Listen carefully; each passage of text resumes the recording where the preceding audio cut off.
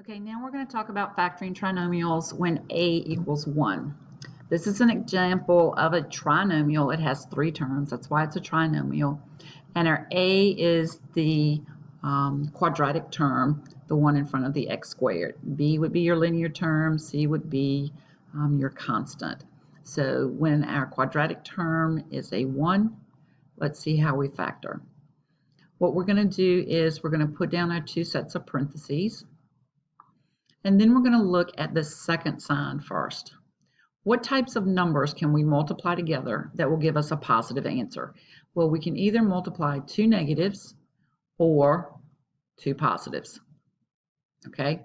So when we multiply 2 negatives, we get a positive answer. When we multiply 2 positives, we get a positive answer. So I know both signs are going to be the same. So I'm going to put this same sign here. Now I have to look at my first sign.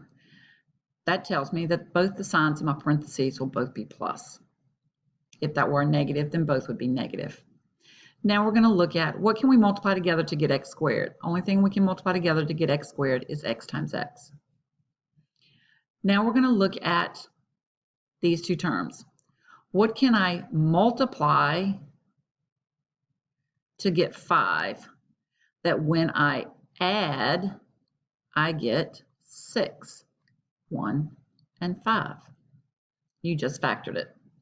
To check to make sure that you factored it correctly, you can go back and use your FOIL method. Let's look at example 2. Remember, start off 2 sets of parentheses. Both signs will be the same. They will both be positive. What can I multiply together to get x squared? X times x.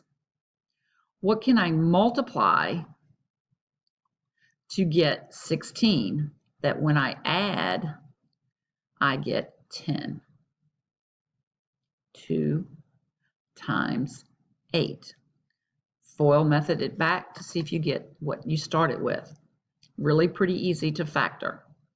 All right, this one, 2 sets of parentheses. Both signs will be the same. Now notice, this one's different. This is a minus sign. So instead of both of them being plus in here, both of these will be minus. What can you multiply to get x squared? X and x. What can you multiply to get 12? That when you add those same numbers, you get 8. -2 and -6.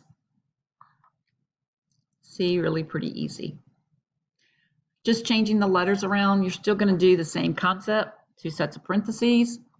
What can you multiply to get a positive number? Same signs, both of them will be plus. What can you multiply together to get n squared? N times n. What can you multiply to get 24 that when you add, you get 11? 3 and 8. This is where knowing your multiplication table is really helpful. 2 sets of parentheses. Both signs will be the same. Both signs will be negative. Only factors of p squared are p times p. What can you multiply to get 20? Then when you add, you get 9. -4 and -5. What can you here? We're going to change. 2 sets of parentheses. What types of numbers can you multiply to get a negative answer? One has to be positive and one has to be negative. Okay, so in our parentheses, we'll have 1 plus sign, 1 minus sign. What can we multiply to get x squared? X times x. Now here, this is the sign of your larger number. What can I multiply to get 5? 1 and 5. Which one of these numbers is larger? 5. So it has to go with the negative sign. So the 5 goes here and the 1 goes here.